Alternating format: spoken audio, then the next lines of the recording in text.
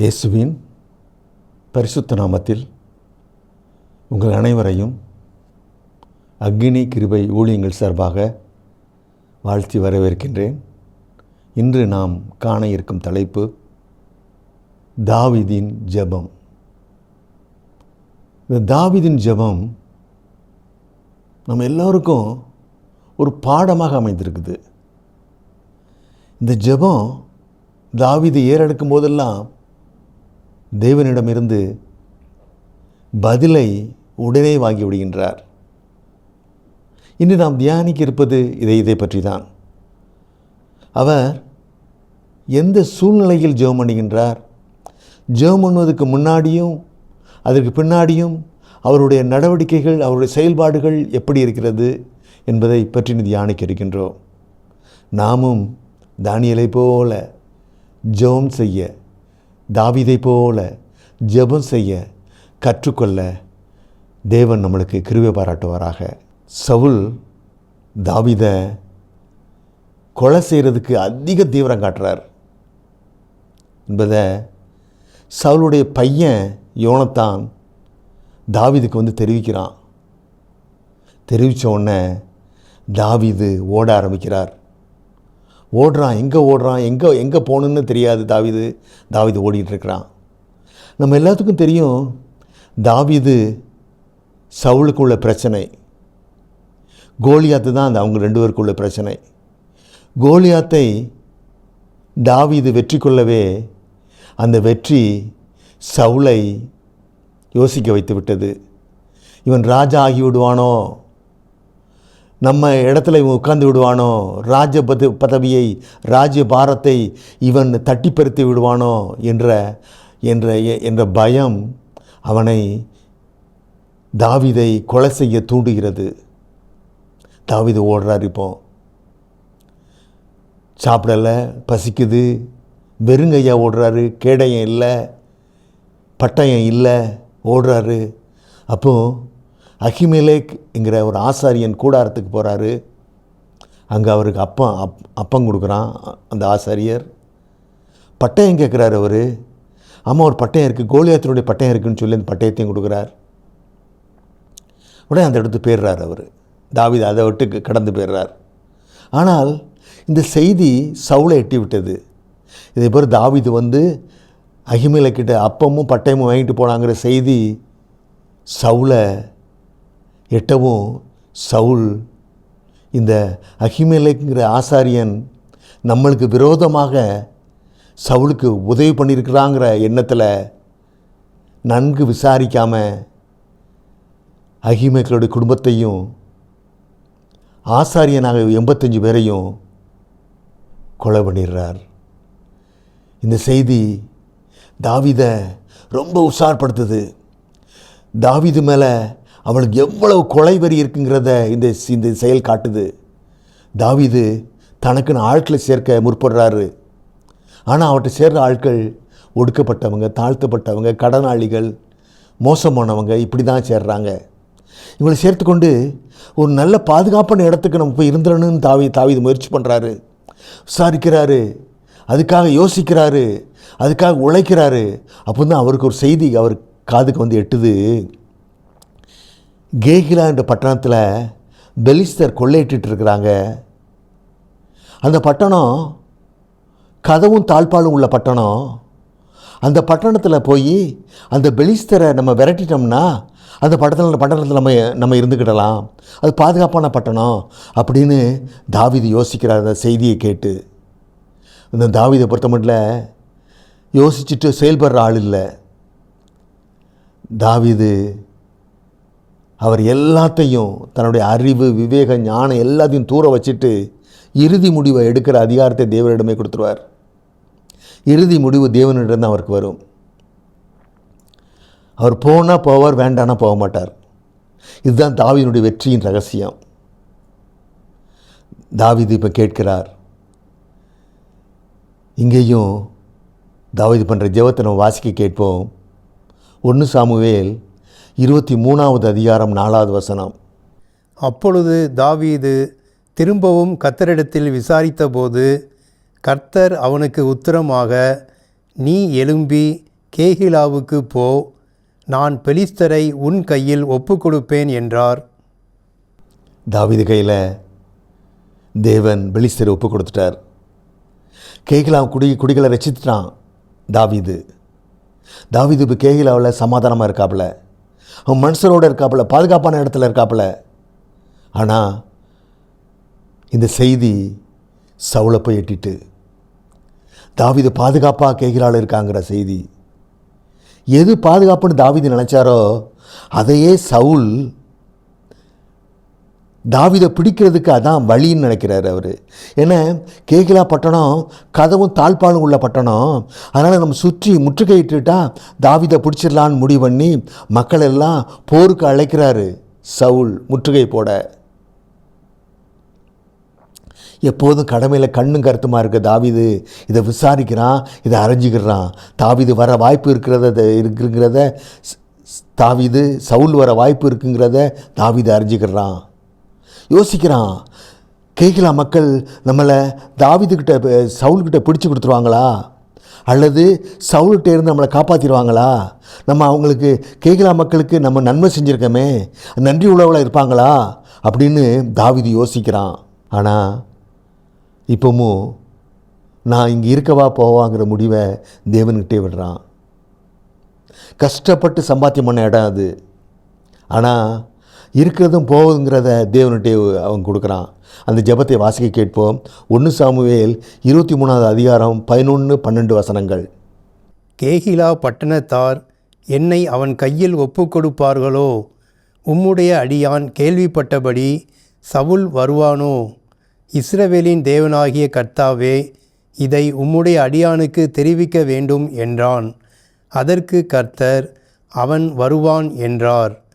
கேகிலா பட்டணத்தார் என்னையும் என் மனுஷரையும் சவுலின் கையில் ஒப்புக்கொடுப்பார்களோ என்று தாவீது கேட்டதற்கு கர்த்தர், ஒப்புக்கொடுப்பார்கள் என்றார். பாருங்க, சவுலுக்கு 1000 ஒற்றர்கள். அது மூலமாக சவுலுக்கு மக்கள் பயந்து இருக்கிறாங்க. யாராவது தாவீதை பார்த்து அதை சவுல்கிட்ட சொல்லாமல் இருந்தால் அவங்கள தாவீது கொலை பண்ணிடுறான். மக்கள் எல்லாம் தாவீதை பார்த்துட்டாங்கன்னா உடனே சவுல்கிட்ட ஓடி போய் சொல்லிடுறாங்க. இஸ்ரேல் மக்கள் பூரா சவுலுக்கு ஒற்றர்களாக இருக்காங்க. ஆனால் தாவீதுக்கு இயேசு மட்டுமே துணை.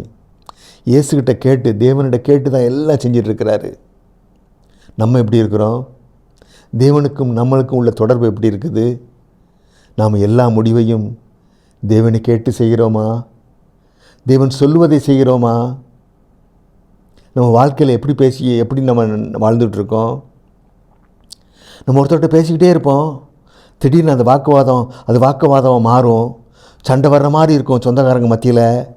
உடனே தேவன் சொல்லுவார், நான் பார்த்துக்கொள்வேன், நீ வாயை திறக்காத, வாயை மூடும்பார். ஆனால் நம்மளால் வாயை மூட முடியாது. நம்மளை குற்றப்படுத்திட்டான் அவன், நம்ம அதுக்கு பதில் சொல்லாமல் இருக்கக்கூடாதுன்னு சொல்லி பதிலுக்கு அவங்கள குற்றப்படுத்திடுவோம். தேவன் சொல்லி நம்ம கேட்க மாட்டேங்கிறோம். நம்மளுக்கு வேண்டியவர் நம்மளுக்கு வேண்டாதவனை பற்றி நம்மகிட்ட குறை சொல்லுவார். 4-5 பாயிண்ட் குறை சொல்லிடுவார். நம்மளுக்கும் அவனை பற்றி குறை சொல்ல ரொம்ப பாயிண்ட் இருக்கும். தேவன் சொல்லுவார், பிறரை பற்றி குறை சொல்கிறாய், நிப்பாட்டும்பார். ஆனால் நம்மளால் நிப்பாட்ட முடியாது. அவன் 4 குறை சொன்னால் நம்ம கூட 4 குறை சேர்த்து அவனை பற்றி சொல்லி அவனை குற்றப்படுத்தி அவனை தாழ்த்துமோ? நீ போட்டு கொடுக்கம்பாரு. நீ அடுத்தவங்களை பற்றி குறை போட்டு கொடுக்க, நீ இப்படி பேசாத, நிப்பாட்டு, இது சாத்தானுடைய செயல் அப்படிம்பார் தேவன். நம்ம நிப்பாட்ட முடியாது. நம்ம பெரிய ஆராய்ச்சி செய்து நம்ம பெரிய நிபுணம் மாதிரி நம்ம அடுத்தவங்களை பற்றி உள்ள குறைகளை நம்ம சொல்லிக்கிட்டு இருப்போம். அதே போல் தொழிலில், வேலையில் எல்லா தப்பும் பண்ணுவோம், எல்லா காரியங்களும் பண்ணுவோம். தேவன் சொல்வார், இது லஞ்சம் வாங்குற மாதிரி, இது கலப்படம் பண்ணுற மாதிரி, இது கள்ளத்தராசு அப்படிம்பார் தேவன். ஆனால் நம்ம அதுக்கு ஒரு சுயநிதி கற்பிப்போம். இதெல்லாம் செய்யாமல் இருந்தால் தொழில் பண்ண முடியாது, இல்லை நட்டமாக தான் ஆகும், இது தொழில் இதெல்லாம் சகஜம், இதெல்லாம் பண்ணி தான் ஆகணும்னு சொல்லி தேவனுக்கு நம்ம நியாயம் சொல்லுவோம். நம்ம தாவீது அப்படி சொல்லவே இல்லை. தாவீது அது மட்டும் இல்லை, தாவீது கடமை செய்வதில் கண்ணும் கருத்துமாக இருக்கான். அவன் கடமையை ஒழுங்காக செய்ய போய் தான் தேவனுடைய ஜெபத்தை அவன் ஏறெடுத்தான். நம்ம கம்ஃபர்டபுளாக இருக்கிறமே கேகிலாவில், இதை கண்டிப்பாக தாவீது தெரியாமல் இருக்க மாட்டானே, தாவீது தெரிஞ்சிருப்பானேன்னு யோசித்து அவன் ஜெபம் பண்ண போய் தான் அவனால் கேகிலாவை விட்டு தாவீது கையில் மாட்டாமல் தப்பி போக முடிஞ்சது. அதுக்கு தாவீதுடைய கடமை, அவன் கடமையில் கண்ணும் கருத்துமாக இருப்பான். எல்லாவற்றையும் தேவனுடைய சொல்லிவிட்டு தேவனே பார்த்துப்பார். அவர்கிட்ட சொல்லுவது மட்டும்தான் நமது வேலை. முடிந்தால் கண்ணீரோடு சொல்லுவது மட்டும்தான் நமது வேலை. பிறகு படுத்து தூங்க வேண்டியதான். இயேசு நம்ம வேலைக்காரரு. அவர் நம்ம சொல்கிறதெல்லாம் செய்கிறது தான் அவருடைய வேலை. சாப்பாடை எடுத்து வாயில் ஊட்டுவார்னு இருக்கிறோமா? அப்படி இருந்தால் நாம் சோம்பேறி. தேவனுக்கு சோம்பேறிகளை பிடிக்காது. அதான் தேவன் சொல்கிறாரு, நீ எறும்பினிடம் போய் சுறுசுறுப்பை கற்றுக்கொள்ளுங்கிறாரு. அவர் எறும்பை ஏன் உதாரணப்படுத்துறது காரணம் என்னென்ன, அது ஒரு அற்பமான ஒரு பிராணி. அதை நம்ம கைட்டு தொட்டாலே அது இல்லாமல் போயிடும், தூசி ஆயிரும். அது நம்ம எவ்வளோ பெரிய ஞானவான், எவ்வளோ பெரிய என்னெல்லாம் நம்ம யோசிக்கிறோம் பேசுகிறோம், நம்மளை போய் எறும்புகிட்ட போய் பாடம் படிக்க சொல்கிறாருன்னா நம்மளை ஒரு அவமானப்படுத்துகிற மாதிரி உள்ள காரியங்கள் இது. தேவனுக்கு சோம்பேறிகளை பிடிக்காது. ஒரு வசனம் வாசிக்க கேட்போம். மத்தேயு 25வது அதிகாரம் 26 மற்றும் 30வது வசனங்கள். அவனுடைய எஜமான் பிரதியுத்தரமாக, பொல்லாதவனும் சோம்பனுமான ஊழியக்காரனே, நான் விதைக்காத இடத்தில் அறுக்கிறவன் என்றும் தெளிக்காத இடத்தில் சேர்க்கிறவன் என்றும் அறிந்திருந்தாயே. பிரயோஜனமற்ற ஊழியக்காரனாக இவனை புறம்பான இருளிலே தள்ளி போடுங்கள், அங்கே அழுகையும் பட்கடிப்பும் உண்டாயிருக்கும் என்றான். பாருங்க, நம்ம எல்லாம் தெரிஞ்ச கதை இது. ஒரு பெரிய பணக்காரன் வெளிநாடு போவான், வேறு தேசத்துக்கு போவான். நான் கையில் உள்ள பொருட்கள்லாம் வேலைக்காரனுக்கு கூப்பிட்டு 5 தாளந்து 2 தாளந்து 1 தாளந்து கொடுத்துட்டு போவான். 5 தாளந்து 2 தாளந்து வாங்கினவங்க டபுள் ஆக்கிடுவாங்க. வியாபாரம் பண்ணி உழைச்சி கடமைகளை செய்து வேர்வை சிந்தி. இந்த 1 தாளந்து வாங்கினவன் அதை அப்படி சோம்பேறித்தனமாக பூமியில் போட்டு பதச்சி வச்சுருவான். அவன் வரும்போது எடுத்து கொடுப்பான். ஏன்பா இப்படி கொடுக்குற, நீ ஒன்றும் சம்பாத்தியம் பண்ணலையா, உழைக்கலையா, வேர்வை சிந்திலாம் கேட்கும்போது இல்லை சிந்தலை சொன்ன உடனே அந்த சோம்பேறி கொடுக்க தண்டனை என்ன தெரியுமா? ஜெயில் தண்டனை. அவன் சோம்பேறிக்கு அழுகையும் பற்கடிப்பும் உள்ள ஜெயிலில் கொண்டு போடுறாரு. இந்த வேதம் அப்படி சொல்லுது. ஸோ சோம்பலுக்கு தண்டனை ஜெயிலுங்குது வேதம். அதனால் தாவீது அவன் சிறப்பாக இருந்ததுக்கு, அவன் பெரிய ஆள் ஆனது காரணம் அவன் கடமையை செய்ததில். நம்மளும் தேவன்கிட்ட என்ன ஜெபம் பண்ணாலும் நம்ம கடமையை சரியாக செய்யணும்.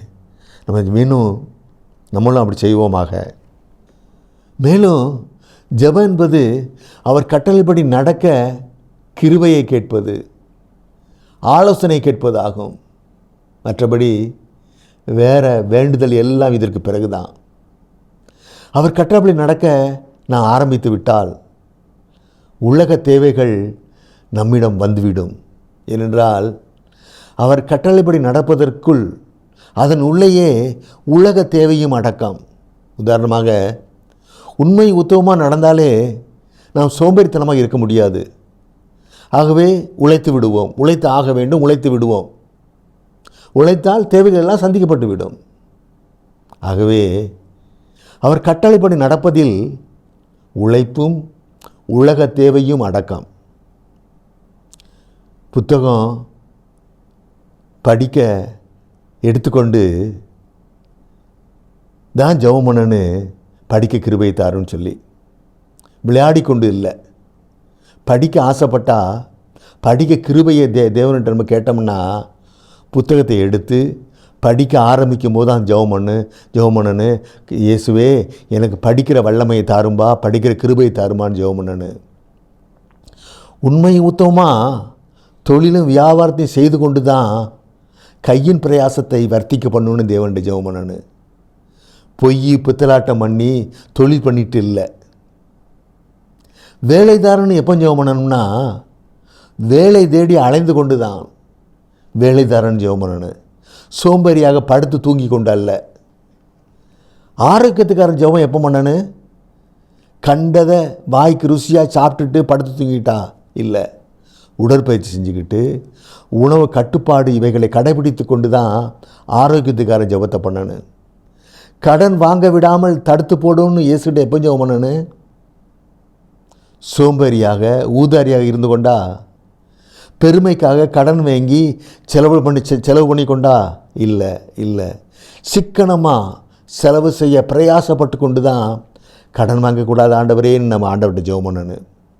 அதே போல் குடும்பத்திற்கு சமாதானம் தாரன்னு எப்போ ஜெபம் பண்ணணும்? வாய்க்கு வந்தபடி சண்டை போட்டு கோவப்பட்டு ஆணவத்தில் திமிரில் குற்றம் சொல்லி குறை சொல்லிக்கிட்டா? இல்லை. சமாதானத்திற்கான காரியங்களை செய்து கொண்டு தான் குடும்பத்தில் சமாதானத்தை தாரும்பான்னு இயேசுகிட்ட ஜெபம் பண்ணணும். ஏனென்றால் தாவீது செயல்பட்டு கொண்டே தான், கர்த்தருடைய கட்டளையின்படி செயல்பட்டு கொண்டே தான் தேவ சித்தத்தை அறிந்தான். தேவ சித்தத்தின்படி முடிவை மாற்றினான், அதன்படி செயல்பட்டான். தாவீது முடிவு செய்யும் அதிகாரத்தை தேவனிடம் கொடுப்பதற்கு முன்னால் குதிரையை யுத்தத்திற்கு தயார்படுத்தி விட்டான். ஆகவே நாமும் நம்மை யுத்த நாளுக்கு தயார்படுத்துவோம். ஜெயத்தை கர்த்தர் தருவார். இப்போ தாவீது அடுத்து ஒரு ஜெபம் பண்ணுறார். இந்த ஜெபம் எந்த சூழ்நிலையில் பண்ணுறாருன்னு பார்ப்போம். இப்போ இந்த ஜெபம் எங்கே இருக்கிறன்னா, என்கேதின்னு ஒரு வனாந்தரத்தில் இருக்கார். இப்போ என்கேதி வனாந்தரத்தில் தாவீது இருக்கார். இதை சவுல் தெரிந்து கொண்டார். தெரிந்து கொண்டு இந்த தடவை கண்டிப்பாக சவுலை பிடிச்சிடணும்னு சொல்லி அவர் வந்திருக்கிறார். என்கேதின் பள்ளத்தாக்கு வந்திருக்கிறார். இதுலேயே சவுல் ஒரு ஜெபம் பண்ணுறார். இதில் என்ன சவுல் இதில் என்ன ஜெபம் பண்ணுறாருன்னா, அவன் தான் மனுஷனுக்காக, தான் கூட இருக்க மனுஷனுக்காக அவங்கெல்லாம் சவுல் மேல் கை போடக்கூடாது, சவுலை கொலை பண்ணிடக்கூடாதுன்னு அந்த ஜெபத்தை ஏறெடுக்கிறார். அந்த சம்பவத்தை நம்ம பார்ப்போம். சவுல் வனாந்தரத்தில் தாவீதை தேடுறாரு. 3000 பேருடன், தேர்ந்தெடுக்கப்பட்ட 3000 பேருடன், 3000 பேர் மாவீரர்கள்.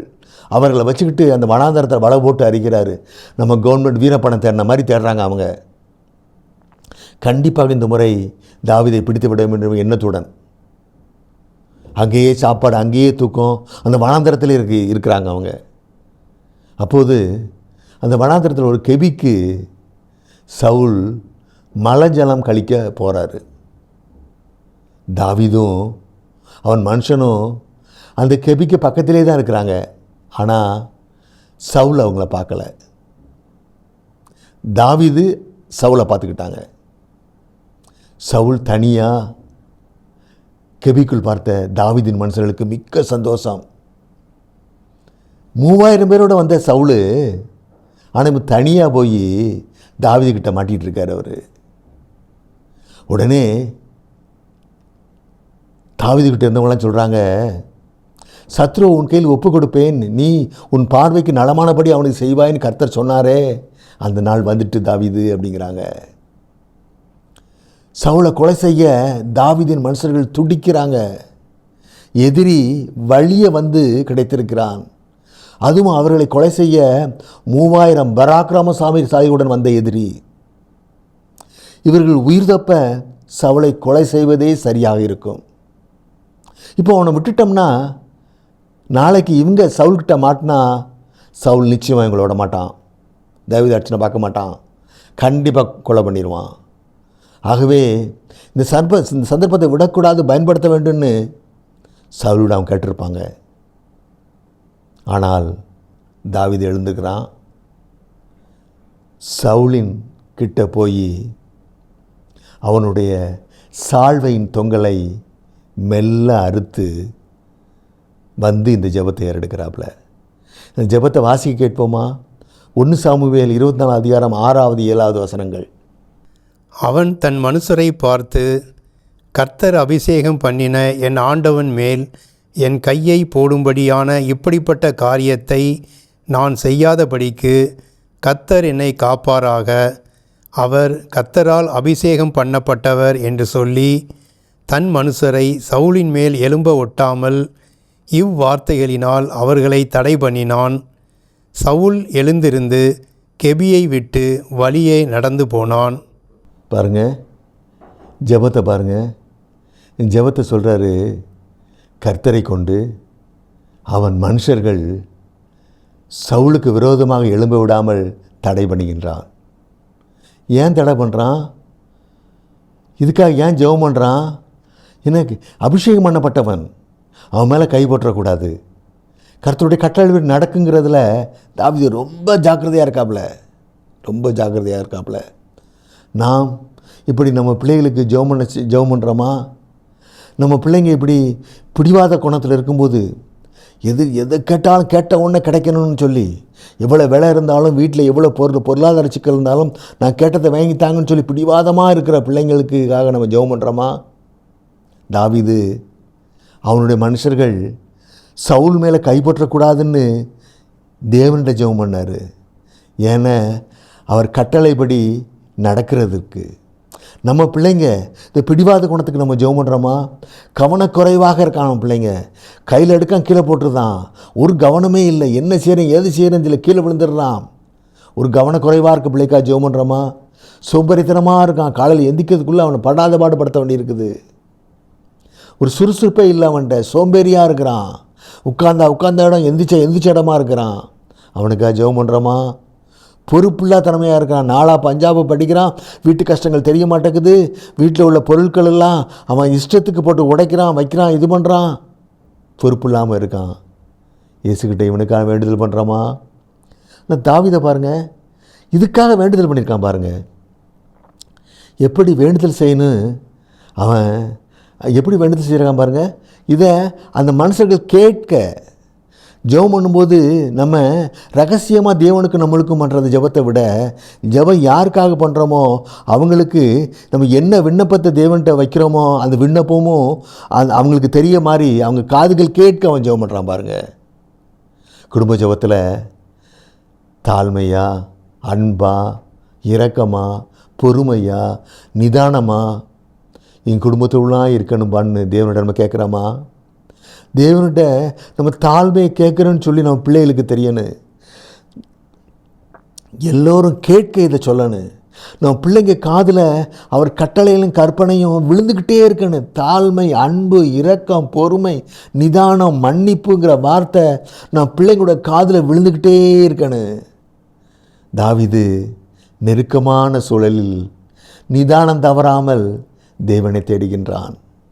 தன்னையும் தனது மனுஷர்களையும் பரிசுத்தமாக பாதுகாத்து கொள்ள, எப்போது உயிருக்கான போராட்டத்தில் எந்த நேரத்தில் வேண்டுமானாலும் உயிர் போகலாம். உயிருக்காக பரிசுத்தத்தை தவறவிட தாவீதால் முடியவில்லை. அதுக்காகத்தான் தேவனுடைய கிருபையை வேண்டுகின்றான்.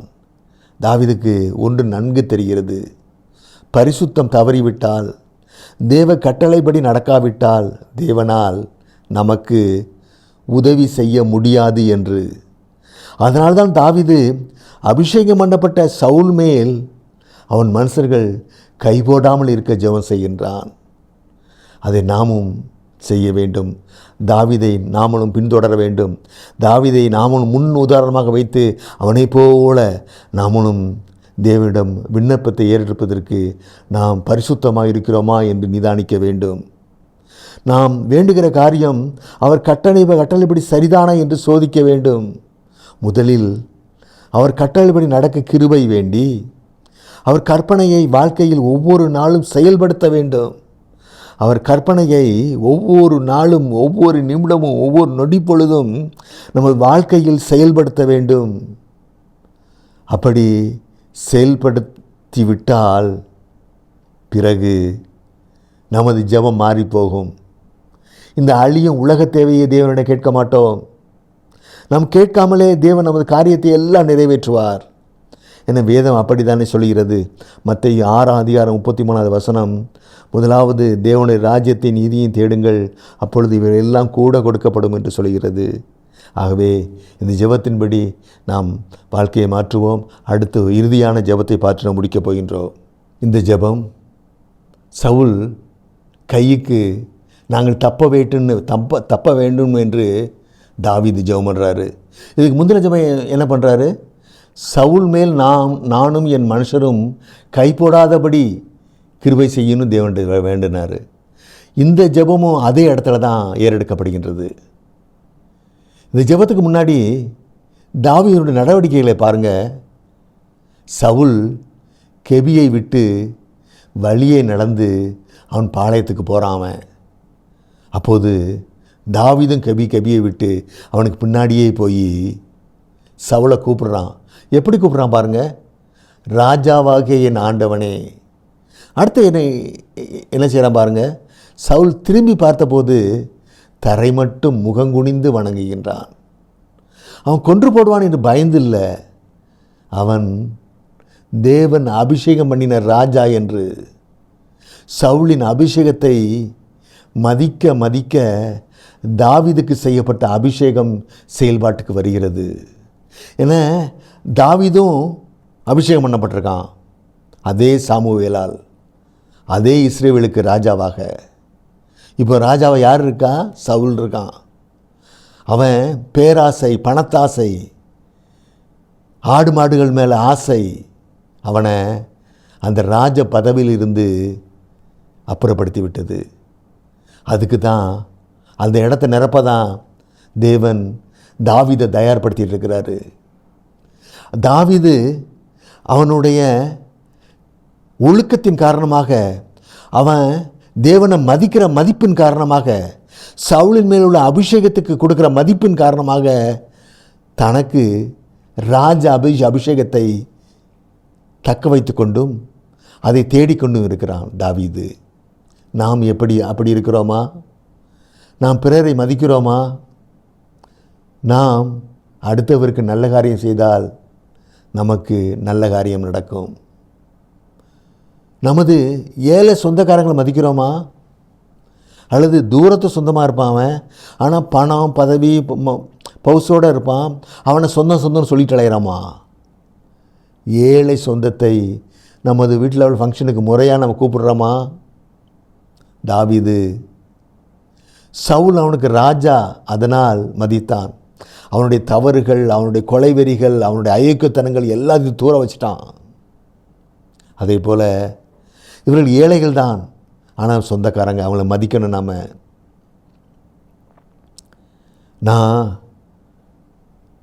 நம்மளும் ஏழையாக ரொம்ப நேரம் ஆகாது.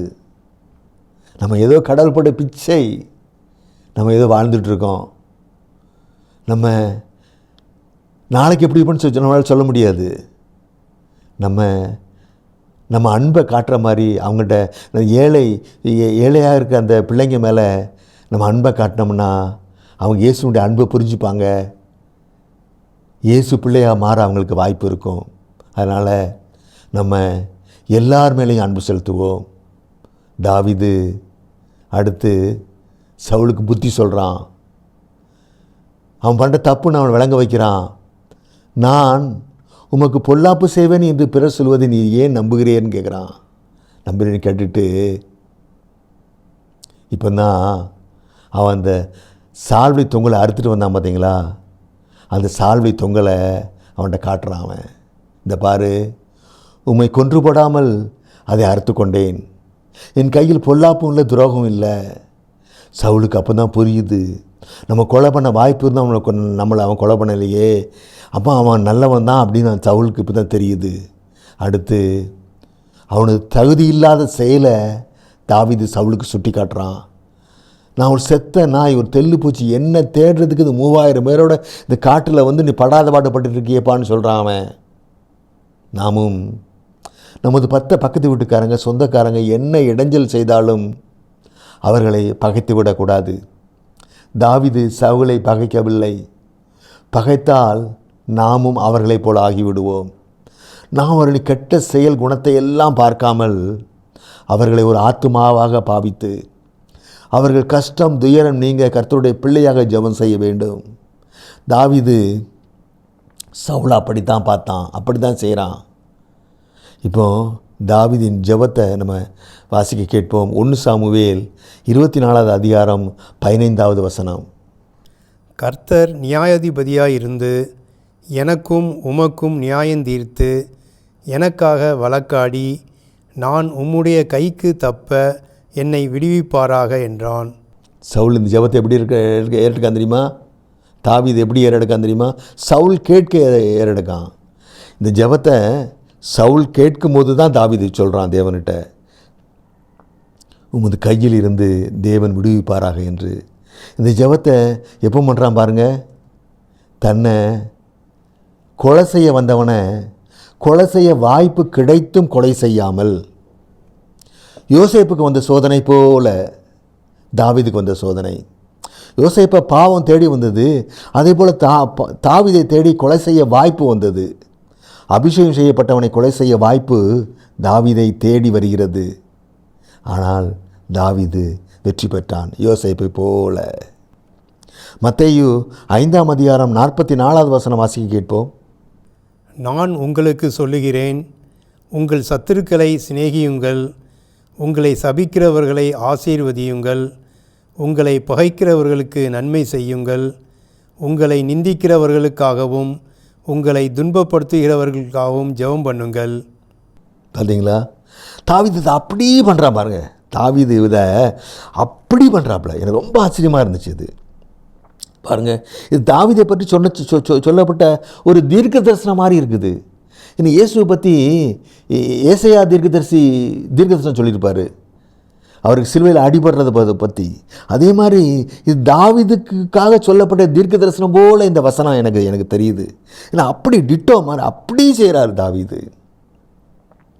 நாமும் தாவீதுன்னு சொல்கிறது காரணம் இதுதான். தேவனும் தாவீது இருதயத்துக்கு ஏற்றவன் சொல்கிறது காரணம் இதுதான். அதனால தான் தேவன் அவனை ராஜாவாக மாற்றினார். அது மட்டுமல்ல, அவர் கற்ப பிறப்பையும் ராஜாவாக ஆக்கினார் அவர் தேவன். நமது பிள்ளைங்க எப்படி இருக்காங்க? நான் விரும்பியது போல் இருக்காங்களா? இல்லை. காரணம், நாம் அவர் கட்டளைப்படி நடக்கவில்லை. நாம் அவர் கட்டளைப்படி வாழ்ந்தால் நம்ம சந்ததியும் செழித்திருக்கும், மகிழ்ந்திருக்கும், மதிப்பாக இருக்கும். இதுதான் வெற்றியின் ரகசியம். நாம் நடந்தால் நமது பிள்ளைகளும் அவர் கட்டளைப்படி நடப்பாங்க. என்ன சாட்சி, நம்ம சாட்சி உள்ள வாழ்க்கையே அவங்களை நடக்க வைக்கும். இது உலகத்தை மட்டுமல்ல, பரலோகத்தை சேர்த்து நம்மளுக்கு தரும். தாவீது அவர் கட்டளைகளை வாழ்க்கையில் செயல்படுத்தினான். அவன் பிள்ளைகளும் ராஜாவானார்கள். நாம் அவர் கட்டளைகளை படி நடக்கிறோமா இல்லையா என்பதை நமது பிள்ளைகளின் வாழ்க்கையே காட்டி கொடுத்துவிடும். நமது பிள்ளைகளின் வாழ்க்கையே நாம் கட்டளைப்படி நடக்கிறோமா இல்லையா என்பதுக்கு சாட்சி கூறும். நம்ம பிள்ளைங்க வாழ்க்கை சரியில்லாட்டா நம்ம வாழ்க்கையும் சரியில்லைன்னு அர்த்தம். நம்ம பிள்ளைங்க கோடீஸ்வரனா, மதிப்பு மரியாதையாக பெரிய பதவியில் இருக்கணும் அவசியம் இல்லை. அவன் மன்னிக்கிறதுல கோடீஸ்வரனாக இருக்கணும். அவன் தாழ்மையாக இருக்கிறதுல கோடீஸ்வரனாக இருக்கணும். அவன் விட்டு கொடுக்குறதுல கோடீஸ்வரனாக இருக்கணும். அவன் பொறுத்து போகிறதுல கோடீஸ்வரனாக இருக்கணும். அவன் ஏழைக்கு உதவி பண்ணுறதுல கோடீஸ்வரனாக இருக்கணும். அவன் கீழ்ப்படுகிறதுல கோடீஸ்வரனாக இருக்கணும். தேவனுடைய கட்டளைப்படி நடக்கிற காரியங்களில் நம்ம பிள்ளைங்க கோடீஸ்வரனாக இருக்கணும். இதுதான் அழியாதது. பணம், காசு, பதவி எல்லாம் அழிஞ்சு போவோம், ஒரு நாள் இல்லாமல் போயிடும். ஆனால் தேவனுடைய கட்டளைகளில் கோடீஸ்வரனான பிள்ளைகளை ஆக்கிட்டோம்னா அவன் கோடீஸ்வரனாக அவன் இங்கேயும் இருப்பான், பரலோகத்திலையும் அவன் இருப்பான். தாவீது இந்த வார்த்தைகளெல்லாம் சொல்லி ஜெபம் செய்து முடிக்கவும் சவுல் சத்தமிட்டு அழுதான். சவுல் அழுறான், சத்தமிட்டு அழுகிறான். எது அவனை அழ வைத்தது? வாசிக்க கேட்போம். 1 சாமுவேல் 24வது அதிகாரம் 18வது வசனம். நீ எனக்கு நன்மை செய்ததை இன்று விளங்க பண்ணினாய். கர்த்தர் என்னை உன் கையில் ஒப்பு கொடுத்திருந்தும் நீ என்னை கொன்று போடவில்லை. தாவீதை பார்த்து சவுல் என்ன சொல்கிறான்? வாசிக்க கேட்போம். 1 சாமுவேல் 24:17வது வசனம். தாவீதை பார்த்து, நீ என்னை பார்க்கிலும் நீதிமான், நீ எனக்கு நன்மை செய்தாய், நானோ உனக்கு தீமை செய்தேன். யுத்தகளத்தில் தாவீதால் சவுலுக்கு புத்தி சொல்லி அவன் தவறை உணர வைத்து தவறுக்கு வருத்தப்பட்டு அழ வைக்க முடிந்தது. எதனால்? கர்த்தரின் கட்டளையை கைக்கொண்டு சவுலை கொலை செய்யாமல் இருந்ததால். இந்த சாத்தானுடைய உலக ஞான அறிவு எல்லாவற்றையும் ஒதுக்கி வைத்துவிட்டு கர்த்தருடைய கட்டளைகளுக்கு மட்டுமே கீழ்ப்படிந்தால், அந்த கீழ்ப்படிதலை ஆவியின் கனிகள் மூலம் வெளிப்படுத்தியதால் சவுல் என்ற ஆத்துமா தொடப்பட்டது. அதனால் சவுல் தாவீதை பார்த்து என்ன சொல்கிறான் பார்ப்போம். 1 சாமுவேல் 24:20. நீ நிச்சயமாக ராஜாவாய் இருப்பாய் என்றும் இஸ்ரவேலின் ராஜ்யபாரம் உன் கையில் நிலைவரப்படும் என்றும் அறிவேன். இது சவுல் சொல்கிறான் தாவீதை பார்த்து. சவுல் தாவீதை ராஜாவாக ஆக்கிட்டான். அடுத்து அவன் பிள்ளைகளுக்கு வேண்டுதல் செய்கிறான். அதை வாசிக்க கேட்போம். 1 சாமுவேல் 24:21. இப்போதும் நீ எனக்கு பின்னிருக்கும் என் சந்ததியை வேர் அறுப்பதில்லை என்றும் என் தகப்பன் வீட்டாரில் என் பெயரை அழித்து போடுவதில்லை என்றும் கர்த்தர் மேல் எனக்கு ஆணையிட்டு கொடு என்றான். தாவீது சரி என்று ஆணையிட்டு கொடுத்தான். சவுல் பரிதாபமாக திரும்பி போகின்றான். ஏன்? கர்த்தரின் கட்டளைப்படி நடக்காததால். கர்த்தரின் கட்டளைப்படி நடந்த ஒருத்தன் ராஜாவாக மாறுகின்றான். கர்த்தரின் கட்டளைப்படி நடக்காத ஒருத்தன் ராஜ பதவியை இழந்து போகின்றான். நாமும் நமது பிள்ளைகளும் ராஜாவாக மாறணுமா, ராஜ பதவியை இழக்கணுமா? நம் கையில் தான் உள்ளது. கண்களை மூடிக்கொள்ளுங்கள். பரலோக பிதாவே, இந்த தாவீதினுடைய ஜெபம் எங்கள் இதயத்தில் பதியட்டும் அப்பா. அவனுடைய சுறுசுறுப்பு எங்களுக்குள் வரட்டும் அப்பா. அவனுடைய கடமை உணர்வு எங்களுக்குள் வரட்டும் அப்பா. இயேசுவே, எல்லா காரியங்களுக்கும் முடிவெடுக்கிற அதிகாரத்தை நாங்கள் உங்கள்கிட்ட கொடுக்கணும்பா. நீ குதிரையை யுத்த நாளுக்கு ஆயத்தப்படுத்தணும்பா. ஆனால் ஜெயத்தை நீர் தான் தருவேர் நாங்கள் நம்பணும்பா. நான் உங்களோட முடிவெடுக்க அதிகாரத்தை கொடுத்து உங்களோட வார்த்தையின்படி தான் நாங்கள் முடிவெடுக்கணும்பா. அப்படி முடிவெடுத்த தாவீதை ராஜாவை ஆக்கினது போல எங்களையும் ராஜாவாக மாற்றும்பா. நாங்கள் உன் சித்தத்துப்படி எல்லாம் செய்ய கிருபை பாராட்டுவோம்ப்பா. தாவீது தன் உயிரை பணயம் வைத்து தன் சித்தத்தை செய்தாம்பா. அதே போல் நாங்களும் உன் சித்தத்தை செய்வதில் நாங்கள் ரொம்ப கவனமாக, ரொம்ப முக்கியத்துவம் கொடுக்க கிருபை பாராட்டுவோம்ப்பா. நாங்கள் அதை உணர்வுபூர்வமாக புரிய கிருபை பாராட்டுவோம்ப்பா. எங்கள் பிள்ளைகளெல்லாம் உமது கட்டளைப்படி நடக்கிறதில் கோடீஸ்வரனாக மாற்ற எங்களுக்கு சாட்சியுள்ள வாழ்க்கை வாழ எங்களுக்கு கிருபை தாரும்பா. எங்கள் வாழ்க்கையை பார்த்து எங்கள் பிள்ளைங்க மாறணும்பா. இயேசுவே, இயேசுவே, இதே போல் நாங்கள் ஒவ்வொரு காரியத்திலும் உங்களுடைய வார்த்தைகளை கேட்டு அதைப்படி செய்ய கிருபை பாராட்டும் பிதாவே. இயேசுவின் நாமத்தில் ஜெபம் நல்ல பிதாவே. ஆமீன்.